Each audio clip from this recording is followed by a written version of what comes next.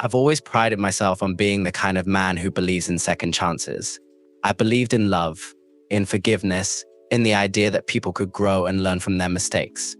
Maybe that's why when Amanda and I got married, I never questioned her. I trusted her fully, even when there were signs I should have noticed. I ignored the late nights, the secretive phone calls, and the sudden distance between us. I chose to believe that we were just going through a rough patch and that things would get better. Boy, was I wrong. The day I received that text that shattered everything I thought, I knew I was sitting at home waiting for Amanda to come back from one of her late meetings. The text came from an unknown number and I almost didn't open it. But curiosity got the better of me. When I finally clicked on it, my world collapsed. "You deserve to know the truth about your wife," it said. Attached to the message were pictures, clear, undeniable evidence of Amanda with another man. It wasn't just any man though. It was Mark, my friend, the one guy I trusted. The photos were explicit, intimate, and painful to look at, but I kept staring at them, hoping that somehow it wasn't real. I sat there in disbelief, my heart pounding, my breath shallow. It was as if the ground had been ripped out from under me. The woman I had loved and trusted for years had been lying to me. And not just any lie, this was betrayal at its worst. That night, I didn't confront her. I didn't rage or yell or accuse her. I simply waited. I waited for her to come home, kiss me on the cheek like she always did, and go to bed as if nothing was wrong. I watched her sleep that night, her face peaceful, completely unaware that I knew everything. In the days that followed, I became a different person. I wasn't the gentle, forgiving man she thought she married anymore. I was calculating, patient. I started gathering evidence more than just those photos. I wanted everything. I wanted to make sure that when the time came, I would have enough to destroy her completely. I hacked into her phone, read her messages, watched her flirt with Mark as if nothing was wrong, as if she didn't have a husband waiting for her at home. I followed her when she went out, watched her meet him in secret.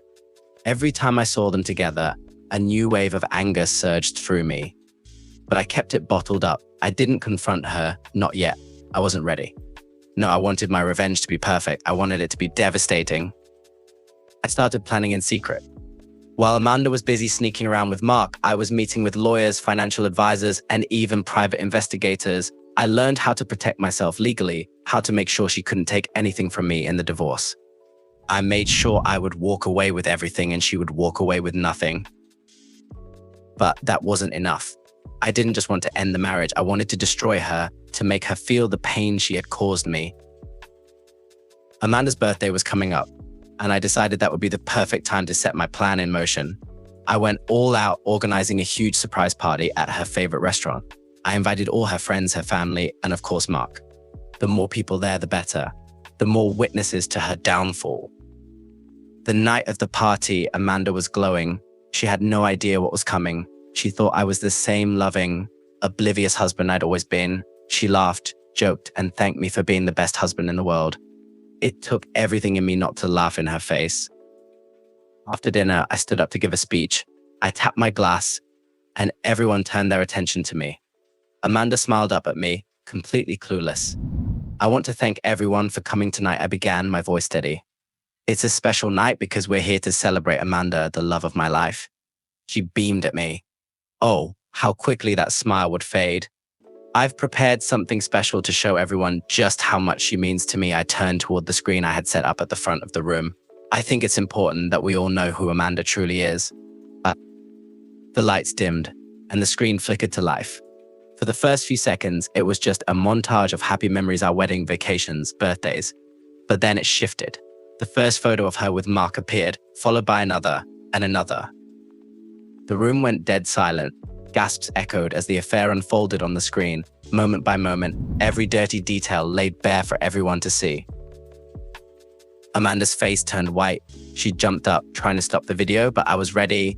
I had locked everything down. There was no stopping it. The affair was out in the open for everyone to witness. Her friends looked at her in shock. Her parents were horrified. And Mark, well, he just sat there, frozen like a deer in headlights. He didn't even try to defend himself. He knew there was no coming back from this. Amanda tried to speak, tried to explain, but the words wouldn't come. She was choking on her lies. When the video ended, I calmly handed her the envelope I had prepared, divorce papers. bank statements, and a restraining order.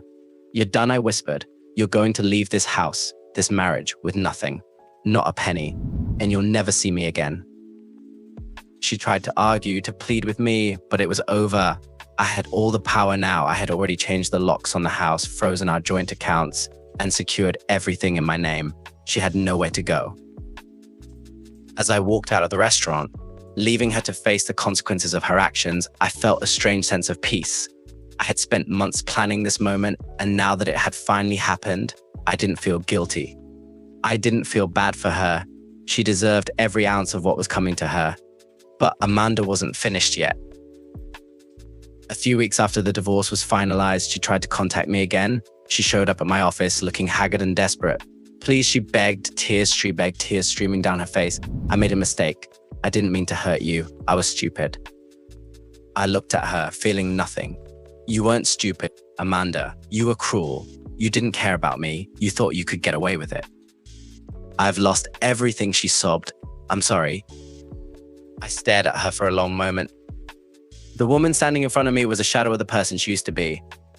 But there was no pity left in my heart. "You need to leave," I said firmly. "You chose this. Now live with it." She left in tears, and that was the last time I ever saw her. In the months that followed, I rebuilt my life. I found peace in knowing that I had stood up for myself, that I hadn't let Amanda's betrayal break me. I met someone new, someone who treated me with the respect I deserved. But Amanda's betrayal had changed me in ways I couldn't fully explain. I wasn't the same man I had been before. I was harder, colder, less trusting. Sometimes I wonder if I went too far, if destroying her life the way I did was worth it.